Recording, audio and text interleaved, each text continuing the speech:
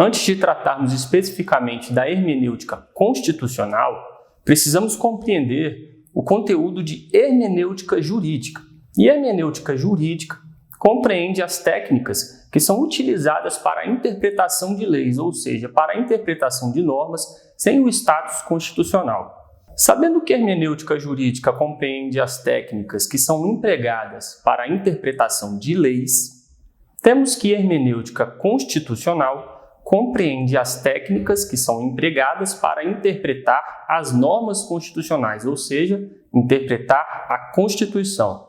E em se tratando de interpretação constitucional, temos duas importantes teorias, a teoria interpretativista e a teoria não interpretativista. A teoria interpretativista parte da ideia de que o judiciário deve interpretar a norma constitucional considerando apenas o que está escrito no próprio texto constitucional.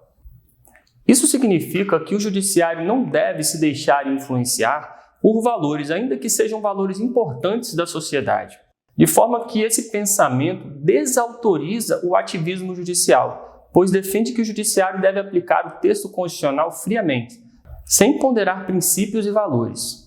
Por outro lado, a teoria não interpretativista parte da ideia de que o judiciário deve interpretar a norma constitucional sempre considerando também o contexto envolvido, ou seja, os valores importantes para aquele caso.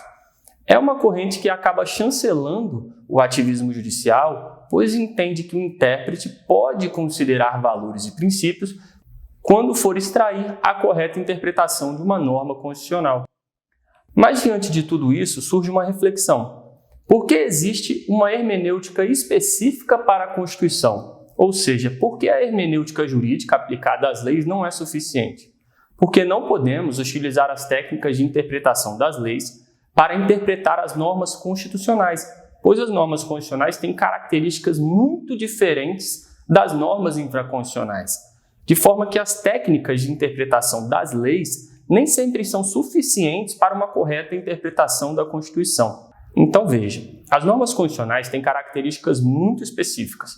Nesse sentido, temos as seguintes características das normas constitucionais: a ausência de hierarquia entre as normas constitucionais, caráter inaugural dessas normas constitucionais, a supremacia constitucional e o elevado teor político da Constituição. Em primeiro lugar, as normas constitucionais se diferenciam das leis em geral pelo fato de que todas as normas constitucionais estão em um mesmo patamar hierárquico. Até mesmo os direitos fundamentais têm o mesmo patamar que outras normas constitucionais. Além disso, as normas constitucionais têm o que se chama de caráter inaugural, pois são uma manifestação do poder constituinte originário, de modo que inauguram a nossa ordem constitucional. Além disso, as normas constitucionais são dotadas de supremacia, em razão da supremacia constitucional, estando, portanto, em um patamar superior em relação às leis. Isso porque a Constituição é o fundamento de validade dessas leis. E ainda, as normas constitucionais são normas com elevado teor político. São normas que definem valores políticos fundantes de uma nação. São normas que, por exemplo, tratam da divisão de poderes, que é um valor político fundante de uma nação. Mas, enfim, as normas constitucionais são muito peculiares, são diferentes das leis. E, por isso, as técnicas de hermenêutica das leis não são suficientes para a correta interpretação de uma Constituição. A hermenêutica constitucional é dotada de princípios próprios. Primeiro temos o princípio da unidade da Constituição. Basicamente, esse princípio significa que a Constituição deve ser interpretada como um todo unitário, sem diferenças hierárquicas. Isso porque todas as normas constitucionais têm a mesma hierarquia. Então, o sistema constitucional precisa ser interpretado em sua unidade, e esse seria o princípio da unidade constitucional. Temos ainda o princípio da concordância prática, também conhecido como princípio da harmonização. E segundo esse princípio, as normas constitucionais devem coexistir de forma harmônica, sendo que uma interpretação não poderá causar a completa exclusão de outra norma constitucional. Diante de um caso concreto, algumas normas constitucionais terão mais peso que outras, mas não pode haver uma completa exclusão de uma norma constitucional, pois as normas constitucionais precisam ter uma coexistência harmônica. E esse seria o princípio da concordância prática. O princípio da máxima efetividade pressupõe que, se uma norma constitucional permitir mais de uma interpretação, deverá ser adotada aquela interpretação que garanta uma maior eficácia para essa norma constitucional. Isso porque os termos constitucionais devem ter a máxima eficácia possível, e esse é o princípio da máxima efetividade. Prosseguindo, temos o princípio da justeza, que, segundo esse princípio, a interpretação de uma norma constitucional não estará correta se violar as funções e competências já fixadas no texto constitucional. Ou seja, não poderá ser adotada uma interpretação que signifique uma modificação das funções e competências fixadas no texto constitucional. E esse é o princípio da justeza. E, por fim, temos o princípio do efeito integrador. Esse princípio entende que a Constituição é um elemento de integração política e social, de modo que deve ser adotada a interpretação que mais reforce esse sentimento de unidade política e social, pois a Constituição precisa ser uma solução integradora do ponto de vista político e social, e esse é o princípio do efeito integrador. Alguns livros de alguns cursos também mencionam o princípio da presunção de constitucionalidade e o princípio da interpretação conforme a Constituição. Ocorre que é mais adequado estudar esses princípios como métodos de controle de constitucionalidade e métodos de hermenêutica jurídica, não sendo propriamente princípios da hermenêutica constitucional. Por esses motivos, é mais didático aprofundar em interpretação conforme a Constituição e em presunção de constitucionalidade durante o estudo do controle de constitucionalidade. A hermenêutica constitucional envolve métodos de interpretação constitucional. E os métodos da hermenêutica constitucional são método jurídico, método tópico-problemático, método hermenêutico concretizador, método científico-espiritual, método normativo estruturante e método da comparação constitucional. Em primeiro lugar, temos o método jurídico, também conhecido como método hermenêutico clássico. E sobre o método jurídico, é importante compreender que foi desenvolvido por Savigny e, para ele, a Constituição poderia ser interpretada pelos mesmos métodos utilizados na interpretação de leis. Ou seja, os métodos tradicionais de hermenêutica jurídica, para Savigny, seriam perfeitamente aplicáveis às normas constitucionais. E é claro que essa doutrina não é amplamente aceita e, por esse motivo, existem os demais métodos de hermenêutica constitucional. Temos também o método tópico-problemático, também conhecido como método da tópica. E esse método parte da premissa de que a Constituição é um sistema aberto de normas, motivo pelo qual a Constituição admite múltiplas interpretações. E, como consequência, essas múltiplas interpretações resultarão em múltiplas soluções para o problema, para o caso concreto.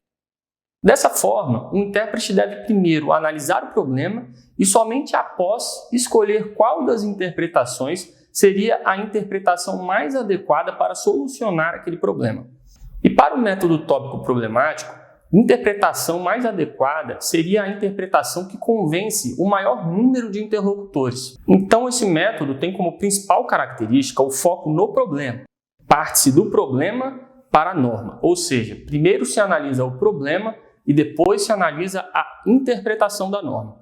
Esse é o método tópico problemático. Há também o método hermenêutico concretizador. Esse método, desenvolvido por Conrad Hess, parte da premissa de que a interpretação da Constituição deve ser realizada a partir de um constante diálogo, um diálogo entre as pré-compreensões do intérprete e o texto constitucional. O intérprete analisa suas pré-compreensões sobre o assunto e somente após analisa o texto constitucional. Em seguida, retorna para uma nova análise de suas pré-compreensões e, em seguida, novamente para o texto constitucional e assim sucessivamente. Esse diálogo é formado pelo que se chama de movimento de ir e vir. E esse movimento de ir e vir será feito várias vezes, até que se extraia o sentido da norma constitucional. E esse processo de ir e vir caracteriza o círculo hermenêutico concretizador. E esse seria o método hermenêutico concretizador.